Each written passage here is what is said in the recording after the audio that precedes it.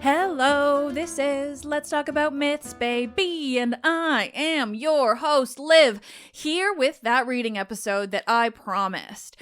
We are back to going through this slow, but very fascinating and weird reading of Statius's Thebaid, which is that Roman epic about a distinctly Greek myth, and also one of the only surviving sources for all the details on that distinctly Greek myth, but again, told through a Roman's eyes and during the Roman period of Greece. It's a little confusing, but this epic is so worth the read. Anyway, like normal reading episodes, remember this is lacking in some of the context that I would normally bring you, just because it is just me reading the text. I do try to kind of adjust the language where possible to make it a little bit more understandable, but this epic is old. This translation is unfortunately fairly old, but still, God, it's worth it. I love reading this stuff to you guys. So it's been a while. These episodes are coming out really piecemeal just because I have so many amazing conversations to share with you. So just a reminder that this is the epic about the aftermath of Oedipus and his family and all of the horrors that happen in the play by Sophocles and presumably in the myths that preceded it. It is a little bit the story also of the Seven Against Thebes, which is the famous play by Aeschylus, but this epic is like kind of taking all of that stuff and like just exploding it into this really, really enormous epic scale that spans mythology in a much bigger way. And that's why it's so interesting, because we really do get this kind of like, we get this kind of really expansive idea of Thebes and this sort of mythological time period in Thebes because it's Roman, right? So because it's being written so late at this time when these stories are so solidified into like the public kind of consciousness, because of that, it's able to touch on like every little bit of mythological anything really that he, you know, Statius could find to put into this, or might have been connected to it in ways that don't survive for us. All of this type of thing. It's a bit like wider reaching and really covers like countless amounts of Greek mythology, but like in this Roman epic, it's confusing, but I mean, it's worth it. Again, we'll get to it. But in our last book, we were dealing with these two brothers, right? Eteocles and Polynices. These are the sons of Oedipus, the brothers of the surviving daughters, Ismene and Antigone. And one of the brothers, Eteocles, is currently king of Thebes. Sort of what happened was after Oedipus died, through various machinations, it was determined that these brothers would share the kingship, sort of like one on, one off. And Eteocles gets the kingship first, but when he is supposed to kind of bail out and swap with his brother, he refuses. And so this is what spawns this sort of epic familial anger between the two brothers, and which will eventually spawn the war that Polynices, the other brother, is kind of working on conspiring to start with the help of the kingdom of Argos. So in this case, Polynices and hero Tydeus have both ended up in Argos. They're going to help, but also Argos is going to help Polynices wage a war against Thebes. There is reference to the necklace of Harmonia, which is really cool and not referenced all that often. It's sort of this concept of an ongoing curse of this family that started with Harmonia, my favorite gal, and thus the reason why I mention her. And then there's already been a bit of a spat, and Polynices and Tydeus have married these daughters of Adrastus, who is ruling Argos. There's a lot of things going on here, but essentially, you know, there's this debate about whether or not they're going to war. And so where we last left off, Adrastus, this king of Argos, is kind of uncertain about the war, but they're sort of pushing for it, and eventually we're looking to these two seers, Amphiaraus and Melampus, to figure out whether or not it's a good idea to go to war. And while the last time I read it was the last time you all heard it, I have referred to Wikipedia for this recap and hopefully have done it justice. And without further ado, let's dive right back in to Book 4 of the Thebaid by Statius.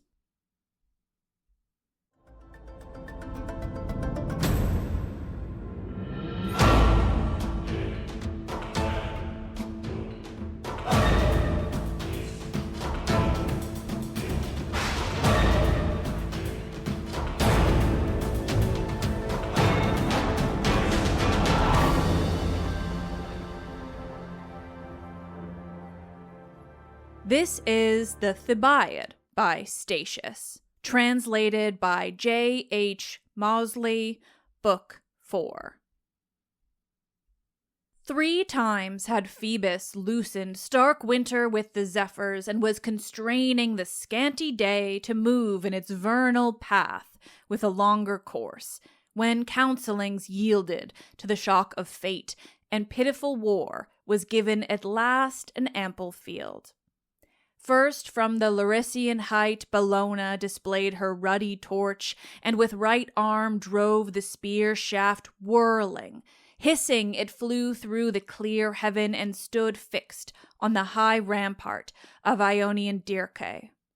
Then to the camp she goes, and mingling with the heroes that glittered in gold and steel, shouts like a squadron. She gives swords to hurrying warriors, claps their steeds, and beckons gateward. The brave anticipate her promptings, and even the timid are inspired to short-lived valor. The appointed day had come. A mighty herd falls in due sacrifice to the Thunderer and to Mars. The priest, cheered by no favoring entrails, pales and feigns hope before the host. And now around their kinsmen sons and brides and fathers pour mingled, and from the summit of the gates would fain delay them. No stint is there of tears. Bedewed are the shields and helmet crests of these who make their sad farewell, and the household, the object of their sighs, clings to every weapon. They delight to find entrance for their kisses through the closed visors, and to draw down the grim helmet peaks to their embrace. They who of late took pleasure in the sword, yes, in death itself, now groan and shake with sobbing, their warlike temper broken.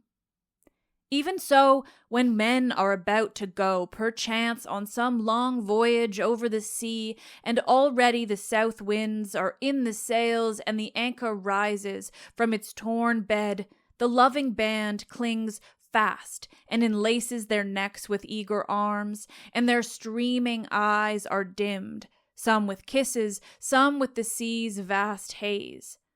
At last they are left behind, yet stand upon a rock and rejoice to follow the swift flying canvas with their gaze, while they grieve that their native breezes are blowing ever stronger, yet still they stand and beckon to the ship from the well-known rock. Now, fame of olden time, and you, dark antiquity of the world, whose care it is to remember princes and to make immortal the story of their lives, recount the warriors. And you, Calliope, queen of the groves of song, uplift your lyre and begin the tale. What troops of arms Gradivus roused, what city he laid waste of their people, for to none comes loftier inspiration from the fountain's draught. The king Adrastus, sick with misgiving beneath the burden of his cares, and drawing nigh his life's departure, walked scarce of his own will amongst the applauding people, content to be girt but with his sword. Attendants bear his arms behind him, his charioteer tends the swift horses close by the gates, and already is Arion struggling against the yoke. To support their king, Larissa and high Prosimna arm their men, and Medea, fitter home of herds, and Phlius, rich in cattle, and Nereus that quails at Charadros, foaming down his valley's length. Cleone, with her piled mass of towers, and Theria, destined one day to reap a harvest of Spartan gore. To them are joined men who remember the king sent thence in early days, men who cultivate the rocky heights of Drepanum and olive-bearing Sicyon, and whom Strangilla laves with lazy, silent stream, and Elison winding through its curving banks. An awful privilege has that river. It cleanses, so it is said, with its austere waters the Stygian Eumenides. Here are they wont to dip their faces, and the horned snakes that gasp from drinking Phlegethon, whether they have ruined Thracian homes, or Mycenae's impious palace, or Cadmus's dwelling. The river itself flees from them as they bathe, and its pools grow livid with countless poisons. Ephyre, who consoled the weeping Ino, lends her company, and Cenchreae, where the river, struck by the Gorgon quelling steed, owns the presence of the bard, and where Isthmus lies athwart the deep and wards off from the land the sloping seas. This troop in all 3,000 followed in Adrastus's train exultant. Some bore pikes in their hand, some stakes long hardened in the fire, for neither blood nor custom are shared by all their bands. Some are wont to whirl firmly woven slings and gird the air with a trackless circle. The king himself moves venerable alike in years and rank, as a tall bull goes amid the pastures he has long possessed, his neck and shoulders now drooping and void of strength. Yet the leader still, no courage have the steers to try him in the fight, for they see the horns that many a blow has broken, and huge scars of wounds upon his breast. Next, to the aged Adrastus, his Dircean son-in-law brings forth his standards. To his cause the war does service. To him the whole army lends its martial ire. For him even from his native home have men come gladly, whether those whom his exile moves, and in whom loyalty has stood sure, strengthened by adversity, or those in whom desire to change their ruler is uppermost. Many again whom the better cause makes favorable to his complaint. Moreover, his father-in-law had given him Aegion and Erinyes to rule, and all the wealth that treason, famous for Theseus, brings, lest with scant following he should go inglorious and feel the loss of his native honors. The hero wears the same dress and carries the same arms as on that winter's night, when he owed the duty of a guest. A Tumesian lion covers his back, and the twin points of javelins glitter, while by his side a cruel sphinx rises, stiff on his wound-dealing sword.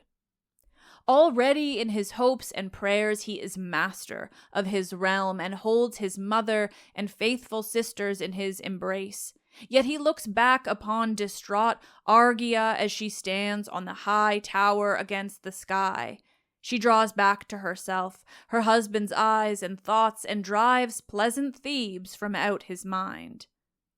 Lo, in the midst Tydeus, flashing bright, leads on his native squadrons, glad already and hale of limb, so soon as the first bugle sounded.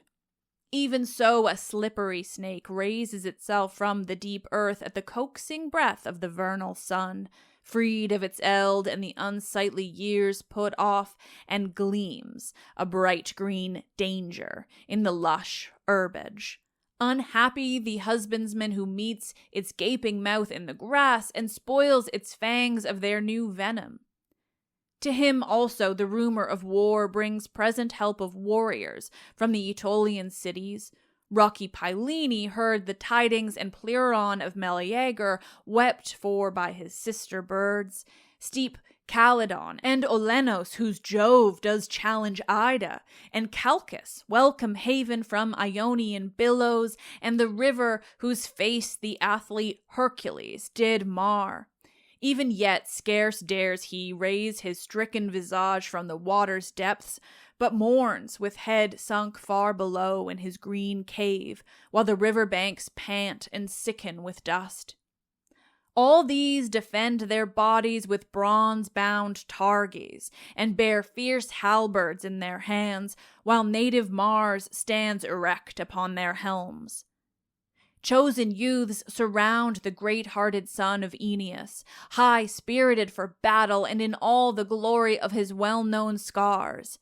No meaner he in threatening ire than Polynices. It is doubtful even for whom the war is waged. But mightier comes thereon the Dorian array, new-armed, they whose numerous plows take up your banks, Lachesis, and your shores, Inachus, prince of Achaean streams.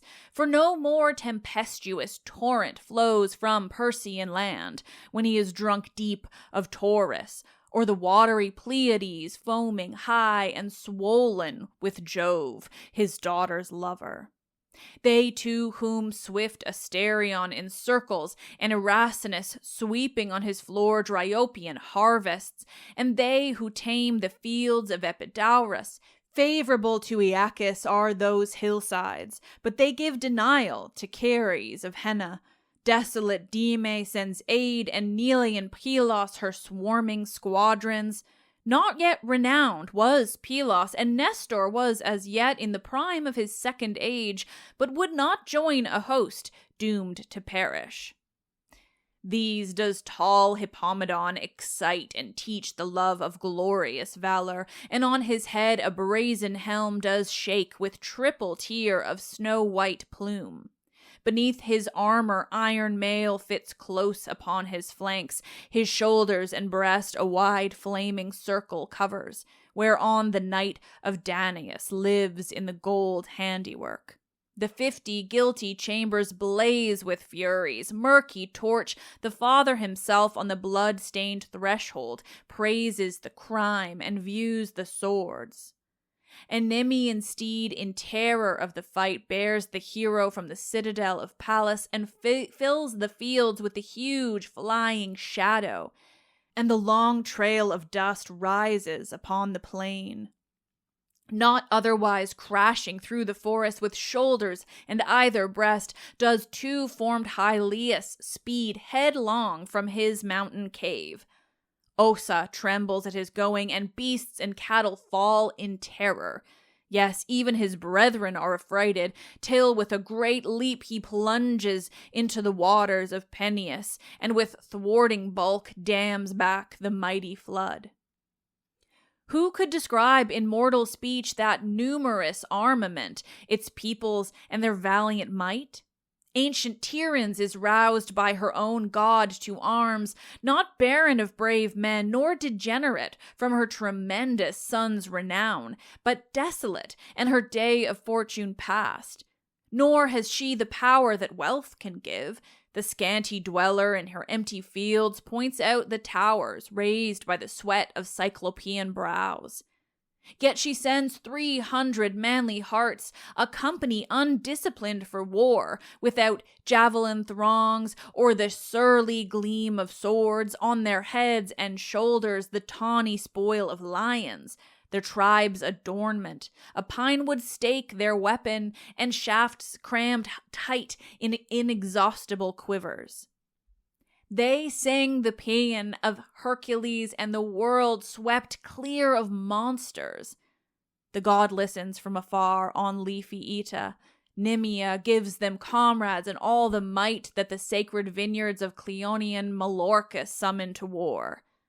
Well known is the glory of that cottage. Pictured upon its willow doors are the arms of the god who was its guest, and in the humble field it is shown where he laid his club, and under what holm oak he reposed his limbs at ease, and where yet the ground bears traces of his lying.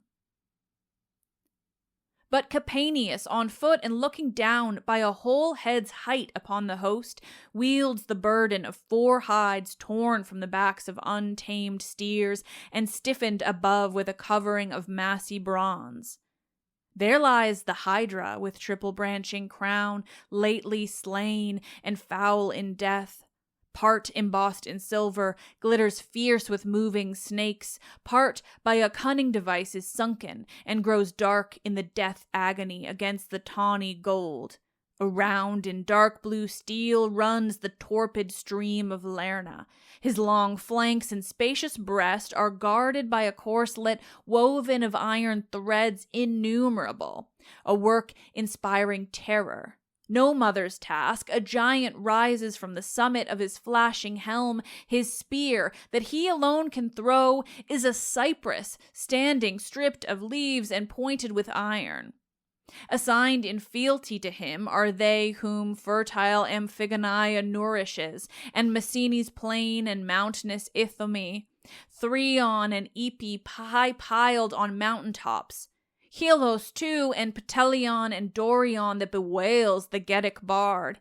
Here Thamaris made bold to surpass in song the skilled daughters of Ionia, but doomed to a life of silence fell on the instant, mute with voice and harp alike, who may despise deities met face to face. For that he knew not what it was to strive with Phoebus, nor how the hanging satyr brought Calianae fame.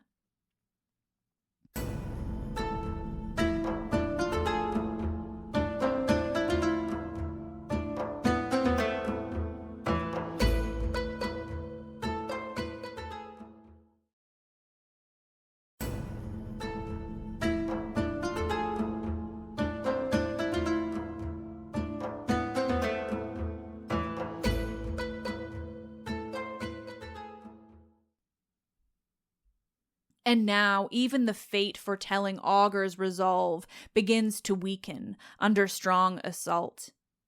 He saw indeed what should befall and the dread signs thereof, but Atropos herself had made violent attack upon his doubting will and overwhelmed the god within him. Nor is wifely treachery absent, and already the house sparkles with forbidden gold. From that gold dyed the fates bode destruction to the Argive seer. Yes, and she knew it. Impious crime, but the perfidious wife would fain barter her husband for a gift, and yearns to gain the spoils of the princess Argia, and to excel her in the stolen finery. She not unwilling, for she sees that the spirit of the princes and the resolve of war must fail, should not the foreseeing hero join their enterprise. Herself put off from her bosom the fatal ornament of her beloved Polynices, nor grieved thereat, but says, moreover, no fit times these to deck myself in shining jewelry, nor without you let me take delight in adorning my hapless beauty.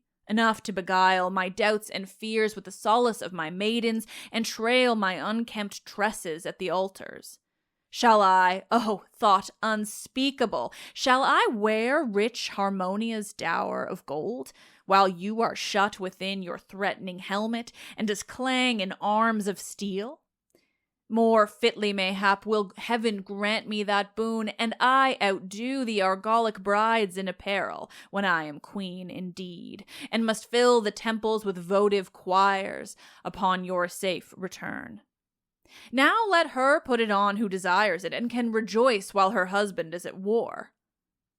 Thus the fatal gold made entry to the chambers of Erinyes, and set in motion the beginnings of great crimes, and Tisiphone laughed loud, exulting in what should come to pass. Aloft behind Taenarian steeds whom Kylaris, unknown to Castor, had begotten on Mars of meaner stock, he makes earth tremble. The adornment of Parnassian wool betrays the prophet, sprays of olive wreath his helmet, and the white fillet intertwines the scarlet crest. He handles at once his weapons, and the reins held tight upon the yoke. On either side there is a shelter from darts, and an iron forest trembles on his chariot.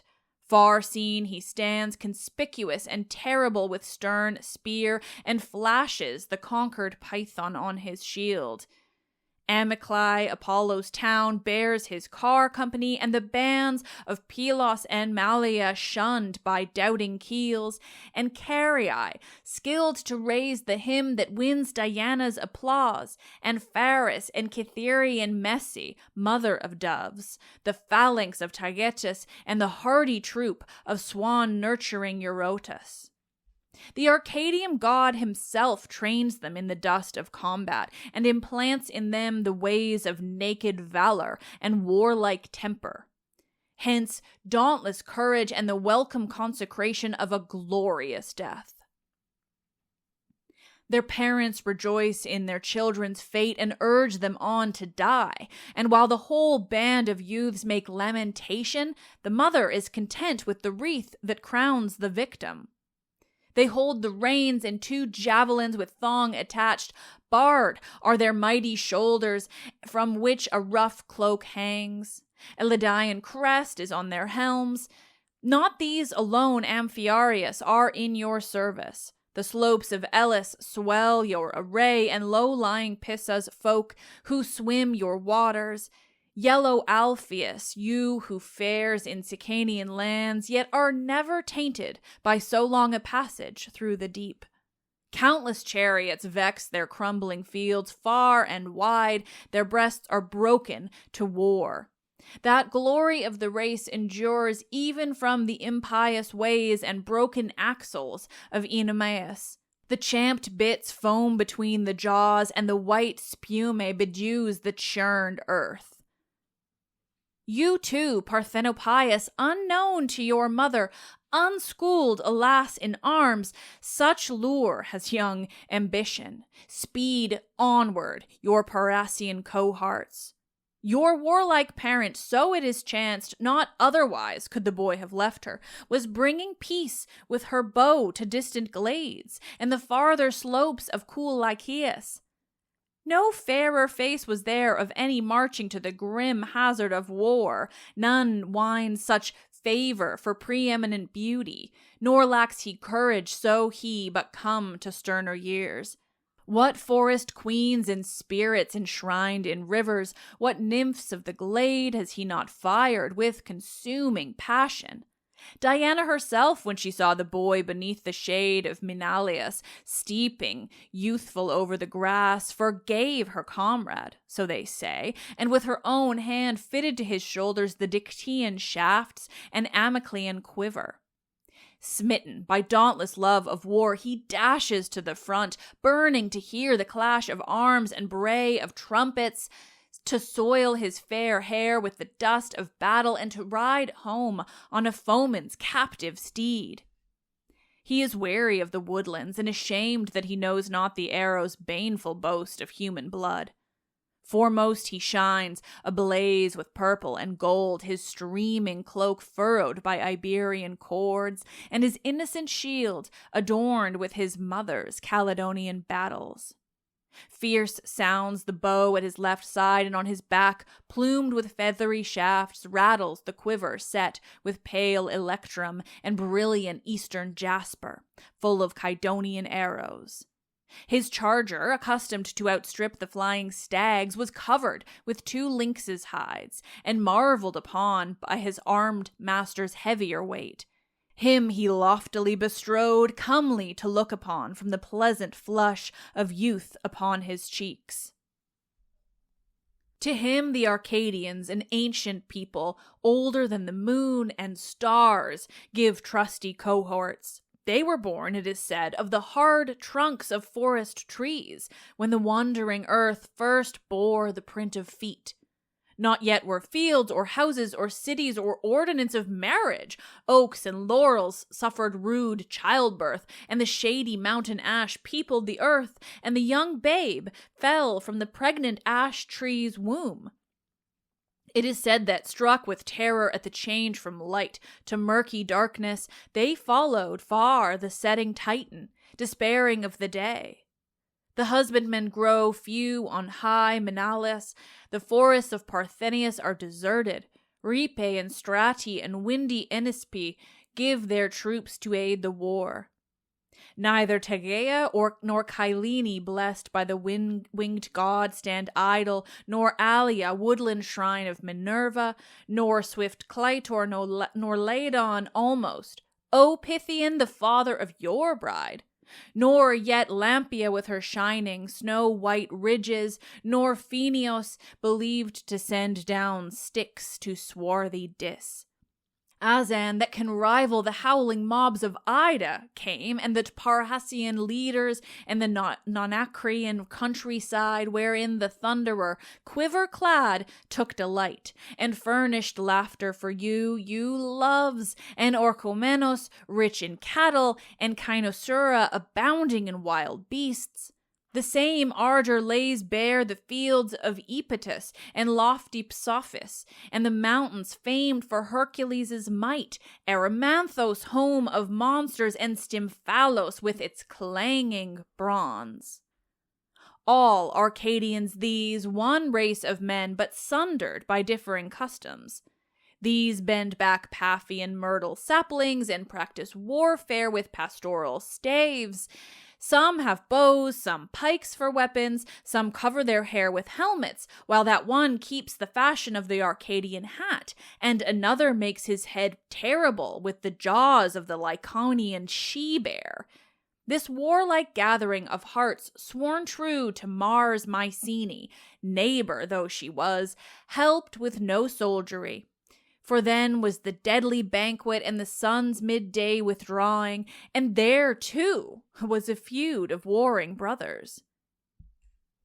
And now the tidings had filled the ears of Atalanta, that her son was going to a captain to the war, and rousing all Arcadia. Her steps faltered, and the darts fell by her side. Swifter than the winged wind she fled from the woodland, over rocks and brimming rivers that would stay her, just as she was, with snatched up raiment and her fair hair streaming behind her on the breeze, even as a tigress bereft of her cubs fiercely tracks the horse of him that robbed her. When she halted and pressed her bosom on the reins that met her, he pale with eyes downcast. Whence comes this mad desire, my son? Whence this reckless valor in your young breast? Can you drill men to war? Can you bear the burdens of Mars and go among the sword-bearing companies? Yet would that you were able. Lately I paled to see you plying the hunting lance in close conflict with a struggling boar, forced back upon bent knee and almost fallen. And had I not drawn my bow and sped an arrow, where now would be your wars? Naught will my shafts avail you, nor my shapely bows, nor this black-spotted steed in whom you trust. Mighty are the endeavors to which you hasten, and you, a boy scarce ripe for the embraces of dryads or the passions of Erymanthian nymphs. Omens tell true. I wondered why Diana's temple seemed to me of late to tremble, and the goddess herself to frown upon me, and why the votive spoils fell from her roof. This was that made my archery slack, and my hands to falter, and never to strike true. No, wait till your prowess is greater, your years more firm, till the shadow comes upon your rosy cheeks, and my likeness fades from your face. Then I myself will give you the battles and the sword for which you do burn, and no mother's tears shall call you back. Now take your weapons home. But will you suffer him to go to war, you Arcadians, born assuredly of rock and oak? More would she fain entreat, her son and the chieftains thronging round her, console her and lessen her fears. And already the bugle's horrid signal blares forth. She cannot loose her son from her loving embrace, and commends him earnestly to his leader Adrastus. But in another region, the Martian folk of Cadmus, dismayed by the madness of the king and terrified by news that is grave indeed, for it is spread abroad, how Argos is making descent in force, tardily in truth for shame of the monarch and his cause, nevertheless prepare for war. None rush to draw the sword or take pleasure in covering their shoulders with their father's shield or making trim the harness of wing-footed horses. Delights such as war affords. Despondent, without resolve or warlike temper, they vouchsafe a timorous aid. This one bewails a loving parent in his evil case, another his wife's pleasant youth, and the hapless babes ripening in her womb. In none does the war god wax hot.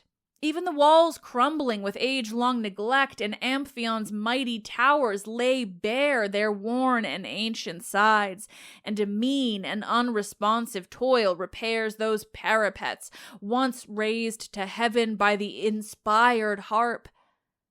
Yet the Boeotian cities are moved by the avenging lust of battle, and are stirred in behalf of their kindred race rather than to aid the unjust king.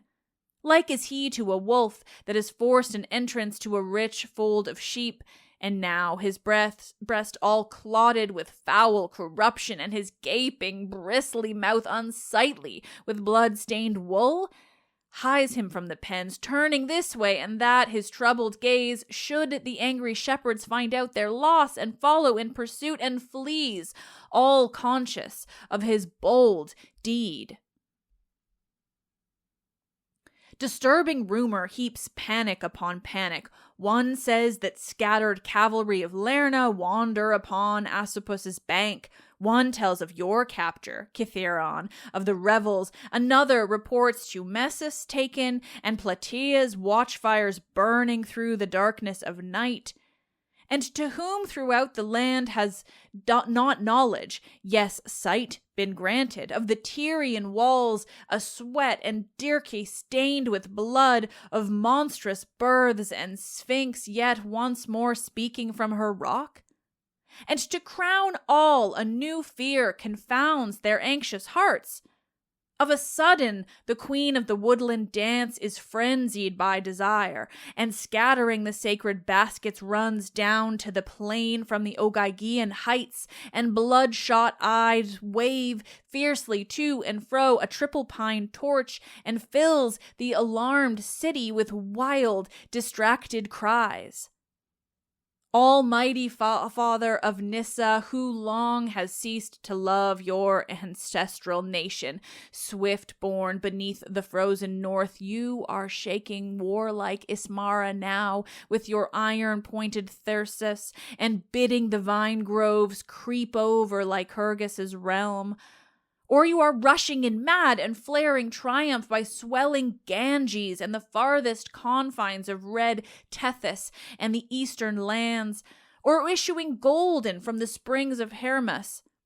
But we, your progeny, have laid aside our country's weapons that do you festal honor, and have our portion of war and tears and terror and kindred crime, the cruel burdens of this unrighteous reign. Rather, O Bacchus, take and set me among the eternal frosts, beyond Caucasus that rings with the war cry of the Amazons, than that I should tell the horrors of our rulers and their unnatural brood. Lo, you drive me. Far different was the frenzy I vowed to you, O Bacchus. I behold two similar bulls engage alike in honor and sharing one inherited blood.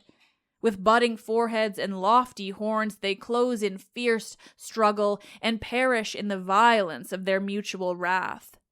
You are the villain. Do you give way, who wrongfully seek all alone to hold ancestral pastures and the hills you both do own? Ah, miserable and wicked, such bloodshed have your wars cost you, and another champion is master of your meadow. So spoke she, and as the god withdrew his presence, fell mute with ice-cold face. But the king, affrighted by the portent, and a prey to various terrors, in sick despair, such is the way of those who fear they know not what, seeks aid from the long-lived seer and the clear-sighted blindness of Tiresias. He replies that heaven shows not its will so clearly by lavish slaughter of steers or nimble feathered wing or the truthful leap of entrails, not by means of garlanded tripod or star-determined numbers, or by the smoke that hovers about the altar's frankincense, as by the ghosts called up by death's stern barrier. Then he prepares the rites of Lethe and makes ready beforehand to evoke the monarch sunk below the confines of Ismenos, where it mingles with the deep and makes purgation all around with the torn entrails of sheep, and the strong smell of sulphur, and with fresh herbs, and the long mutterings of prayers. There stands a wood, enduring of time and strong and erect in age, with foliage, yes, unshorn, nor pierced by any suns. No cold of winter has injured it, nor has the south wind power thereon, nor Boreas swooping down from the Getic bear. Beneath is sheltered quiet, and a vague, shuddering awe guards the silence, and the phantom of the banished light gleams pale and ominous. Nor do the shadows lack a divine power. Latonia's haunting presence is added to the grove. Her effigies wrought in pine or cedar and wood or very tree are hidden in the hallowed gloom of the forest. Her arrows whistle unseen through the wood, her hounds bay nightly when she flies from her uncle's threshold and resumes afresh Diana's kindlier shape. Or when she is weary from her ranging on the hills and the sun high in heaven invites sweet slumber, here does she rest, with head flung back carelessly on her quiver, while all her spears stand fixed in the earth around. Outside of vast extent stretches the martial plain, the field that bore its harvest to Cadmus. Hardy was he who first after the kindred warfare and the crime of those same furrows dared with the plowshare till the soil and upturned the blood-soaked meads. Even yet the accursed earth breathes mighty tumults at midday, and in the lonely night's dim shadows, when the black sons of earth arise to phantom combat, with trembling limbs the husbandman flees and leaves the field unfinished, and his oxen hie them to their stalls, distraught. Here the aged seer, for well suited is the ground to Stygian rites, and the soil, rich with living gore, delighted him, bids dark-fleeced sheep and black oxen be set before him, all the finest heads that the herd can show. Dirce and gloomy Kithaeron wailed aloud, and the echoing valleys shuddered at the sudden silence. Then he entwined their fierce horns with wreaths of dusky hue, handling them himself, and first at the edge of that well-known wood he 9 times spills lavish draughts of Bacchus into a hollowed trench, and gifts of vernal milk and Attic rain and propitiatory blood to the shades below. So much is poured out as the dry earth will drink. Then they roll tree trunks there, and the sad priests bid them be 3 altar fires for Hecate, and 3 for the maidens born of cursed Acheron. For you, Lord of Avernus, a heap of pine wood, though sunk into the ground, yet towers high into the air. Next to this, an altar of lesser bulk is raised to Ceres of the underworld. In front and on very side, the cypress of lamentation intertwines them. And now their lofty heads marked with the sword and the pure sprinkled meal. The cattle fell under the stroke. Then the virgin Manto, catching the blood in bowls, makes first libation, and moving thrice round all the pyres as her holy father commands, offers the half-dead tissues and yet living entrails, nor delays to set the devouring fire to the dark foliage. And when Tiresias heard the branches crackling in the flames and the grim piles roaring, for the burning heat surges before his face and the fiery vapor fills the hollows of his eyes, he exclaimed, and the pyres trembled and the flames cowered at his voice, abodes of Tartarus and awful realms of insatiable death, and you, most cruel of the brothers, to whom the shades are given to serve you, and the eternal punishments of the damned obey you, and the palace of the underworld thrown open in answer to my knocking the silent places, an empty void of stern Persephone, and send forth the multitude that lurk in hollow night. Let the ferryman row back across the Styx with groaning bark. Haste you all together, nor let there be for the shades but one fashion of return to the light. Do you, daughter of Perses and the cloud-wrapped Arcadian, with rod of power lead in separate throng the pious denizens of Elysium. But for those who died in crime, who in Erebus as among the seed of Cadmus are most in number, be you their leader, Tisiphone, go on before the snake thrice brandished and blazing yew branch, and throw open the light of day, nor let Cerberus interpose his heads, and turn aside the ghosts that lack the light. He spoke, and together the aged man and Phoebus's maiden waited in rapt attention. Not, feared they, for their hearts were inspired by the god. Only the son of Oedipus was overcome by a great terror, and in agony he grasps now the shoulders, now the hands and sacred fillets of the seer as he chants his awful strain, and would fain leave the rites unfinished. Even so, a hunter awaits a lion roused by long shouting from his lair in the brushwood of a Gaetulian forest. Steeling his courage and holding his spear in a perspiring grip. His face is frozen in terror and his steps tremble. What beast approaches, he wonders, and how mighty? And he hears the roar that gives ominous signal and measures the growing sound in blind anxiety. Then Tiresias, as the ghosts did not yet draw night, I bear you witness, goddesses, for whom we have drenched these flames and poured propitious goblets upon the rent earth. I can endure no delay no longer.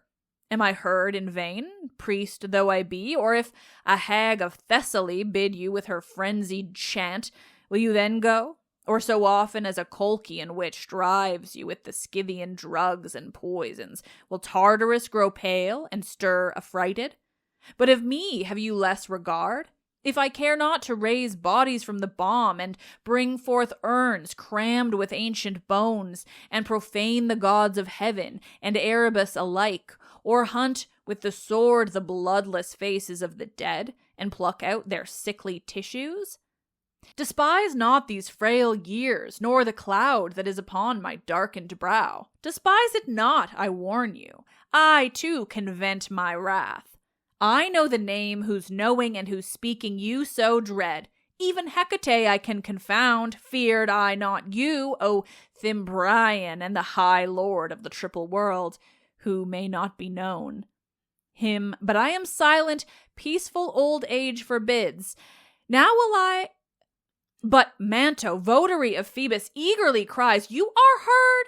O Father, the pale ghost draws nigh, the Elysian void is flung open, the spacious shadows of the hidden region are rent, the groves and black rivers lie clear to view, and Acheron belches forth noisome mud.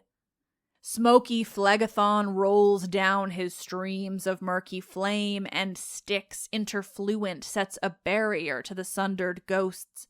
Himself I behold all pale upon his throne, with Furies ministering to his fell deeds about him, and the remorseless chambers and gloomy couch of Stygian Juno. Black Death sits upon an eminence and numbers the silent peoples for their lord, yet the greater part of the troop remains. The Gortinian judge shakes them in his inexorable urn, demanding the truth with threats, and constrains them to speak out their whole lives' story, and at last confess their extorted gains. Why should I tell you of hell's monsters, of Scyllas and the empty rage of centaurs, and the giants' twisted chains of solid adamant, and the diminished shade of hundredfold Aegeon? Even so, said he, O guide and strength of my old age, tell me not things well known.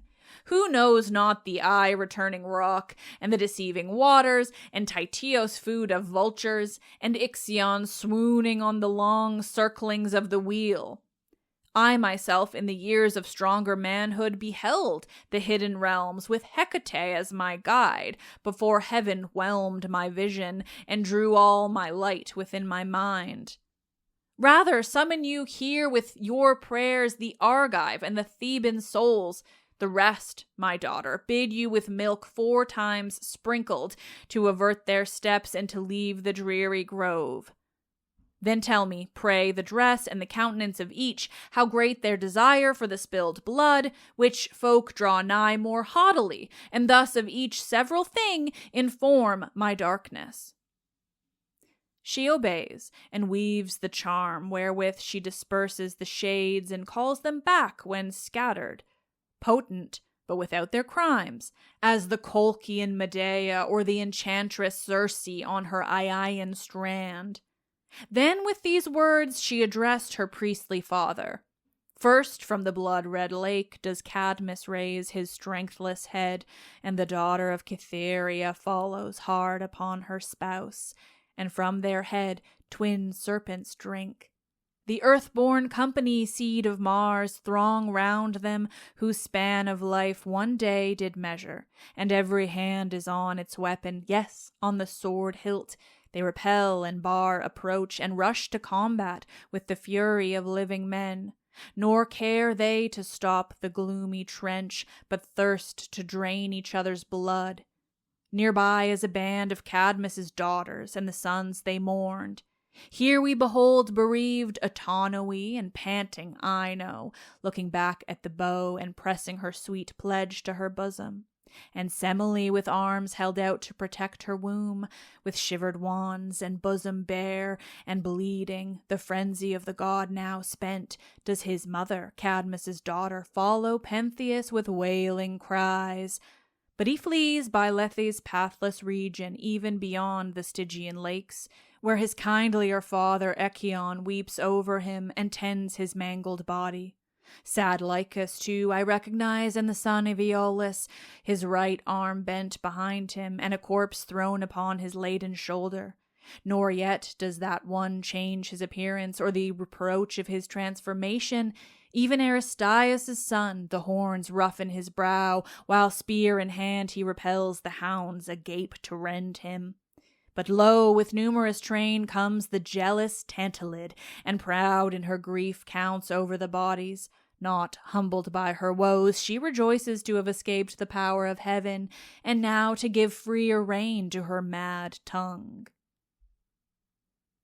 While the chaste priestess thus recounts the tale to her father, his hoary locks trembling rise erect with lifted chaplet, and his pale visage throbs with a rush of blood.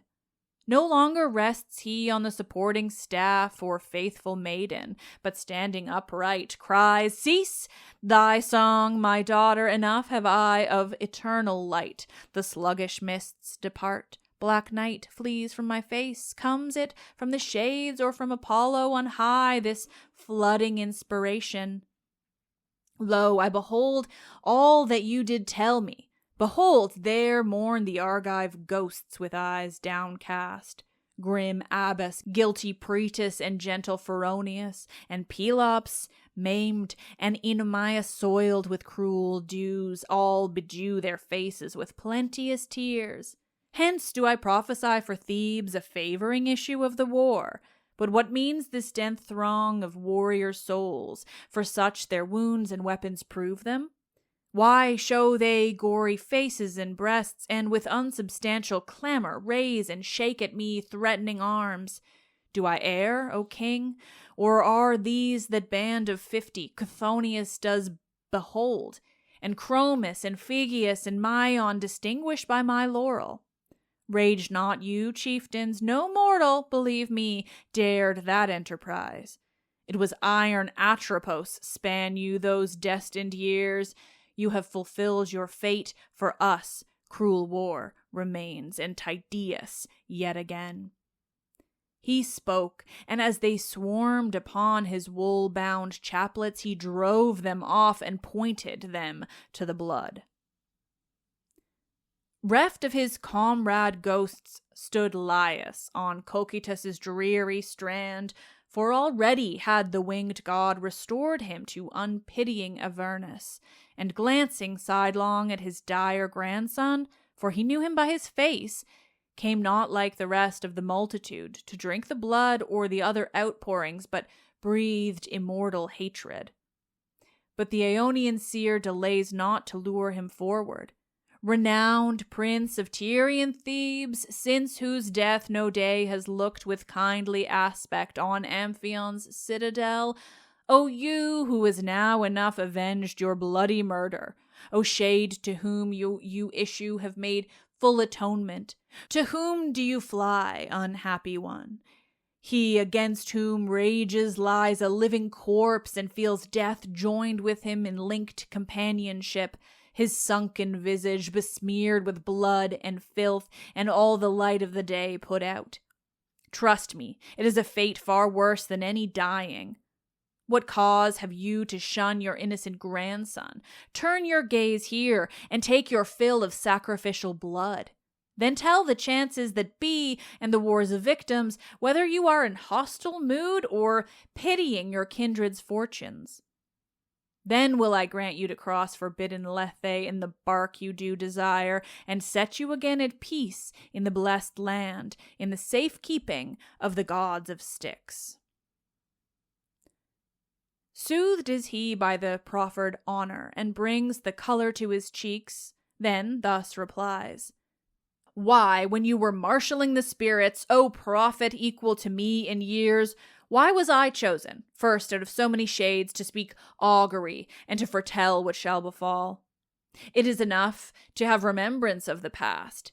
Seek you my counsel, illustrious grandsons?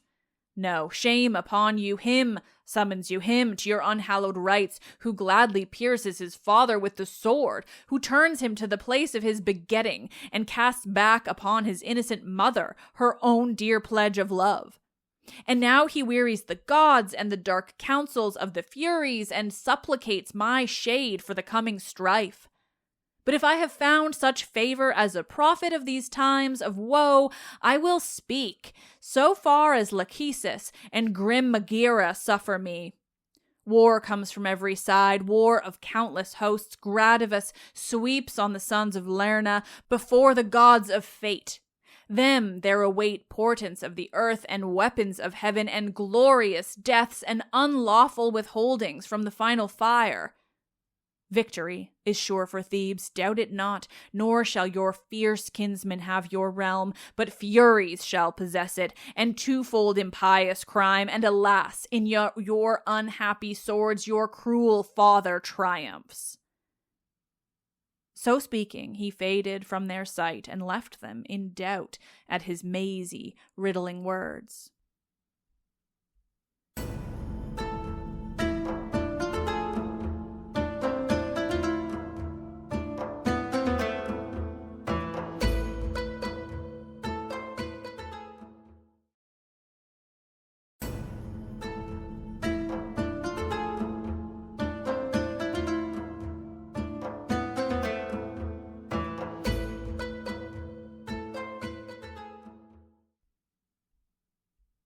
Meanwhile, the sons of Inachus with scattered troop had reached cool Nemea and the glades that witnessed to Hercules' renown.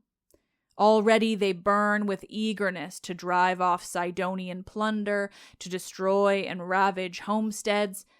Say you, O Phoebus, who turned them from their path of anger, whence came their staying, and how in mid-course they wandered from the way to us, but scant beginnings of the tale remain. In drunken languor Liber was bringing back his array of war from conquered Hemus. There had he taught the warrior Getae 2 winters through to hold the orgies, and white Othrys to grow green along his ridges, and Rhodope to bear Icarian shade. Already he draws nigh in his chariot decked with vine leaves to his mother's city. Wild lynxes bear him company to right and left, and tigers lick the wine-soaked reins. In his train exulting bacchanals carry their spoil of beasts, half-dead wolves and mangled she-bears. No sluggish retinue is his. Anger and fury are there, and fear and valor and ardor never sober, and steps that stagger, an army most like to its prince. But when he sees the cloud of dust surge up from Nemea, and the sun kindling on the flashing steel, and Thebes not yet marshaled for battle, horror struck at the sight, though faint and reeling, he commands the brazen cymbals and the drums and the noise of the double pipe, screaming loudest about his astonished ears, to be silent, and thus speaks. Against me and my race does that host plan destruction. After long time their rage gains violence anew. Savage Argos and my stepmother's indomitable wrath are stirring up this war. Does it not even yet suffice my mother's cruel burning, that natal pyre, and the lightning flash that I myself perceived? No, even against the relics and the tombs of her consumed rival, against idle Thebes, does she make impious attack. By craft will I contrive delay. Hasten then there, O my comrades, there to that plain. At the signal, the Hyrcanian team pricked up their crests, and the word scarce spoken, he halted at his goal.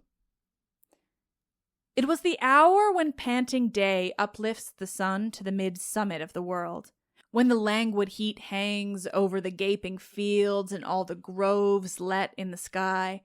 He summons the spirits of the water, and as they throng round him in silence, he begins. You rustic nymphs, deities of the streams, no small portion of my train, fulfill the task that I do now set you. Stop fast with earth awhile the Argolic river springs, I beg, and the pools and running brooks, and in Nemea most of all, whereby they pass to attack our walls.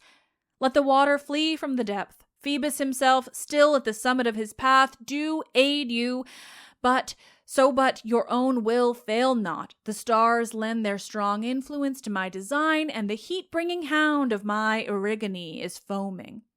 Go then, of your good will, go into the hidden places of earth. Afterwards will I coax you forth with swelling channels, and all the choicest gifts at my altar shall be for your honor. And I will drive afar the nightly raids of the shameless horn-footed ones, and the lustful rapine of the fawns.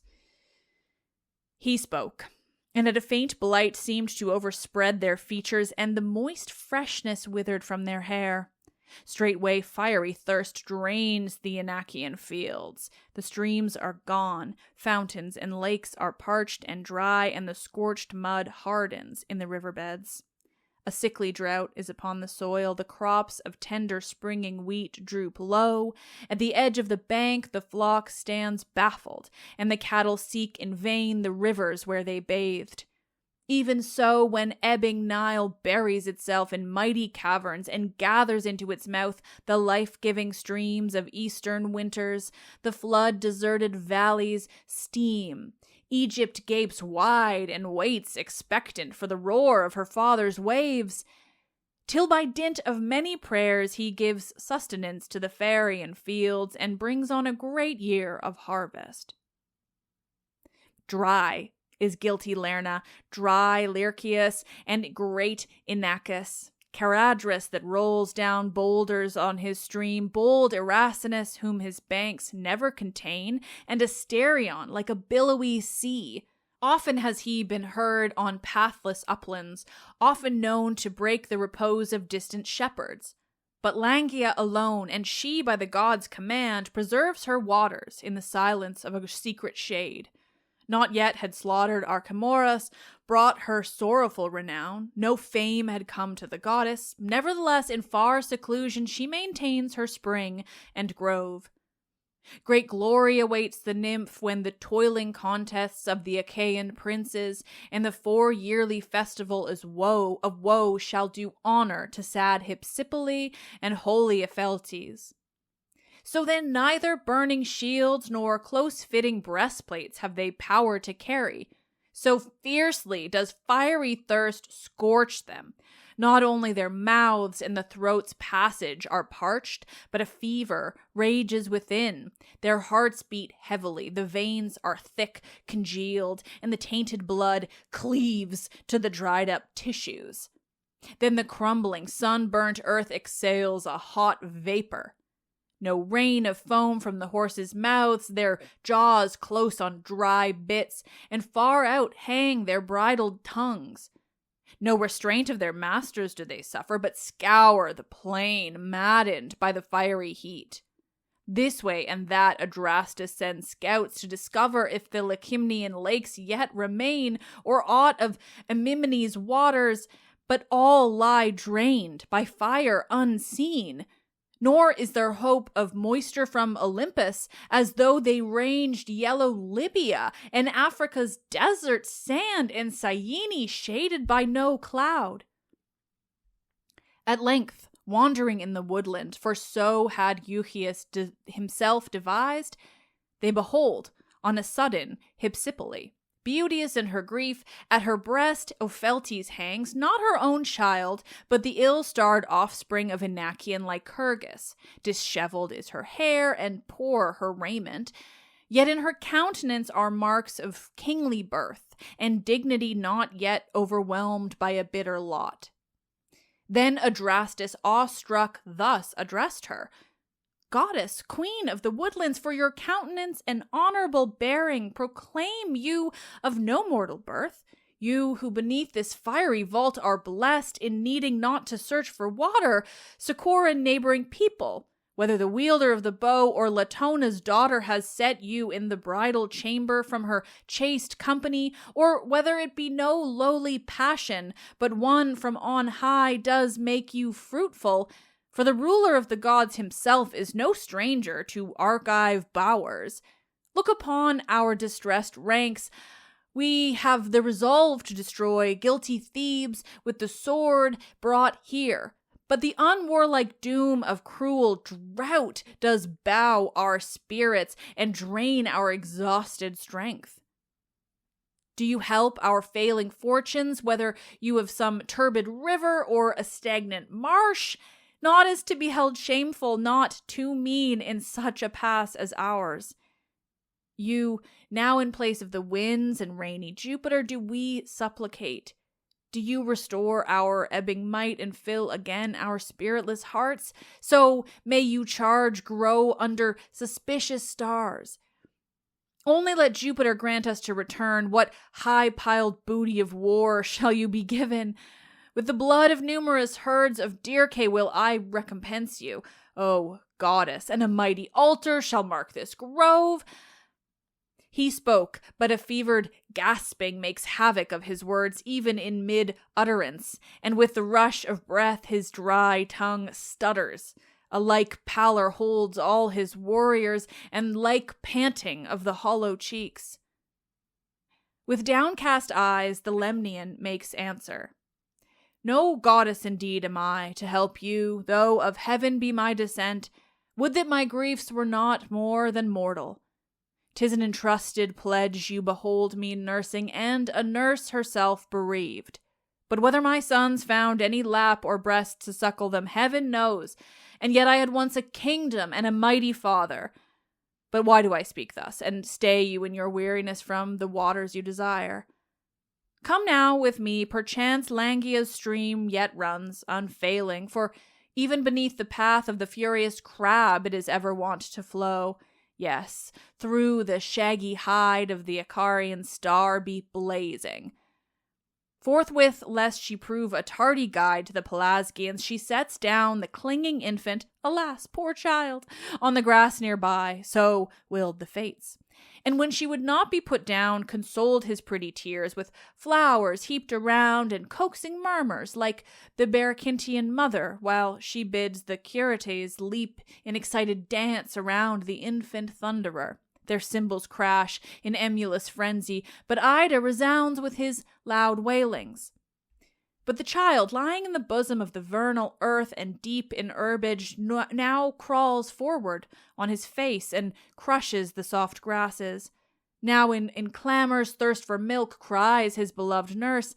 Again he smiles and would fain utter words that wrestle with his infant lips, and wonders at the noise of the woods, or plucks at aught he meets, or with open mouth drinks in the day, and strays in the forest all ignorant of his dangers. Carelessness profound.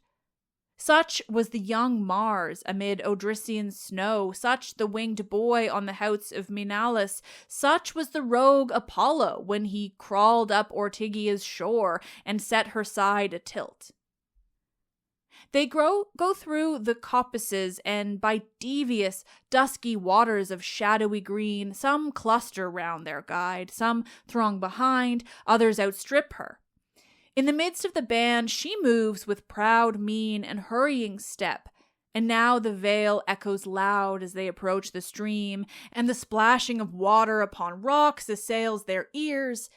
Then first from the column's head, just as he was with banner raised high for the nimble companions, Argus, exultant, cries, "Water!" And through the warriors' mouths ran the long-drawn shout of "Water!"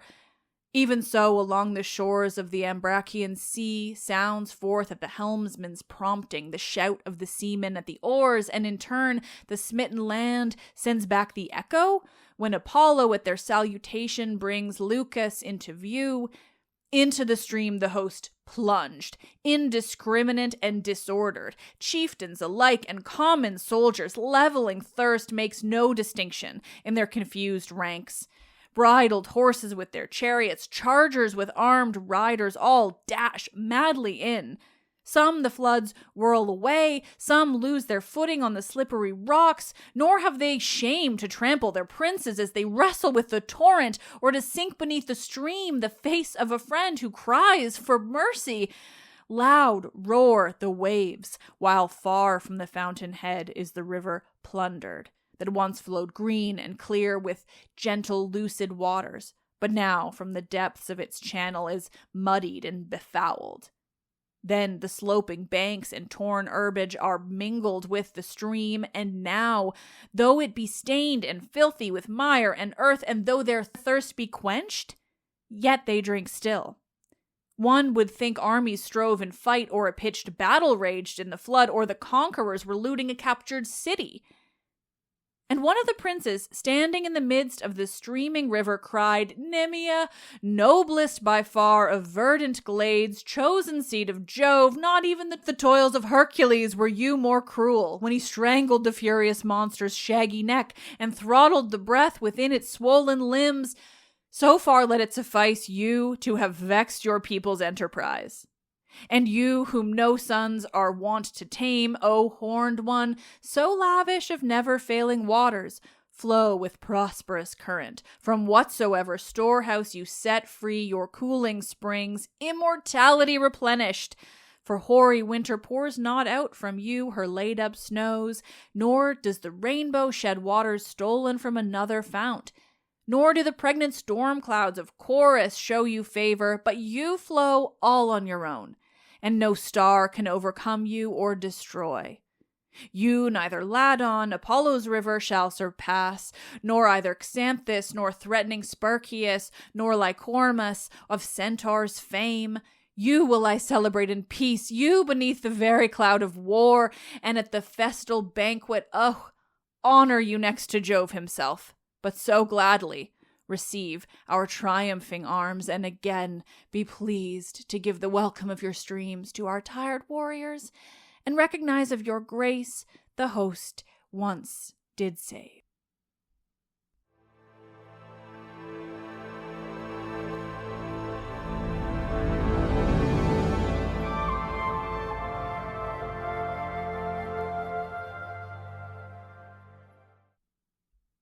Oh, nerds, thank you so much as always for listening. This is always the time when I feel like I go on a roll, and then as soon as I do this like weird little blip I have for like the final bits, then my voice is like, I'm gone, I'm leaving. In any case, I'm also slightly losing my mind. That was really fun to read. I'm always surprised by these. Honestly, like a lot of it is like really dense and confusing, even for me. A lot of it I really want to like break down as I'm going, just to, like explain everything, but then that would defeat this episode and it would have to be scripted and it's a whole thing. But the more we get into this, the more interested I am. Like that whole bit with I mean, one, why was Hypsipyle there? Now I have to look into like why Theseus's ex Hypsipyle was like in Nemea and like by a river. So interesting. But the whole like the bit with Theseus and speaking with the shades in the underworld, like that's straight out of the Odyssey, but Theseus doing the talking rather than Odysseus talking to Theseus. Just so much happening. This is a really fun epic, and I'm hoping to do a little bit more, maybe definitely one a month, ideally, so that you guys don't get lost, and maybe every once in a while we'll have 2 a month.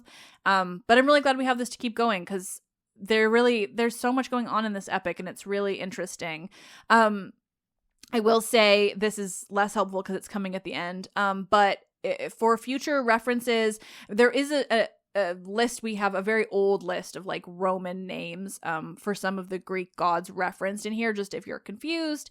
But one of the other things that I keep noticing coming up is that we're regularly referring to both the Furies and the Fates by each of their names, which is really interesting, but maybe confusing if you don't know their names. So we've regularly heard of Tisiphone and Megaera. They are both Furies, with the third one being a name I've forgotten, but I know connects to that terrible human being who once wrote popular children's books, but now is a vile piece of human garbage. Anyway, the third Furies name is in those books, and that's apparently the only thing I can say to you. This is a rambling ending. And for the Fates, though, just keeping track of the name Atropos is probably the most, and Clotho. And not even I'm going to forget the third, but I think Atropos and Clotho are the ones that have come up with us most in this. So just, I think it's really interesting that we're using those characters' names, but also maybe this is a nudge if you're curious to go like dig deeper into these individuals. There's not a lot to them individually, but I do like when we get their names instead of this kind of collective noun for them. And I'm not going to edit this. I'm just going to say that the third fate is Lachesis. It came to me because I hell-bent on remembering them myself. So we have Atropos, Clotho, and Lachesis. Those are the 3 fates.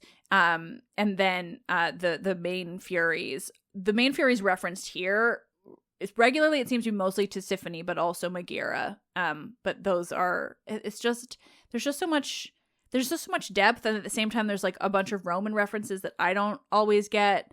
And so I just think it's really interesting to kind of like dig into this and slowly put together what's going on. So I hope you're enjoying. Let's Talk About Myths Maybe is written and produced by me, Liv Albert. Michaela Penguish is the Hermes to my Olympians, my incredible producer. Select music by Luke Chaos. And the podcast is part of the Memory Collective, a group of creators and educators dedicated to sharing knowledge that is accessible, contextualized, socially conscious, and inclusive. To find more from the Memory Collective, visit collectivemem.com. And again, this website is really, really minor right now. And unfortunately, we're kind of like locked in time on it. And the podcast network page is like missing the partial historian. So I apologize for that. The website is going to become something much more intricate very soon. I'm just working on finalizing that bit. And then it's going to be like a pop. Oh my God, it's a brand new site. It's going to be so pretty. And until then, just stay tuned. But check out the other Memory Collective podcasts if you want to hear more. The other podcasts officially on the network are Movies We Dig, The Partial Historians, and Sweet Better. And separately, they're not officially on the network, but they're part of the collective because they're my besties, Ancient History Fangirl. Check out all of those shows for more of everything. I am Liv, and I absolutely love this shit, even when it means that I'm just speaking for an hour and a half straight into a microphone, watching my voice slowly disintegrate into nothing. But oh my God, it's fun. It's fun. I love this shit. Thanks.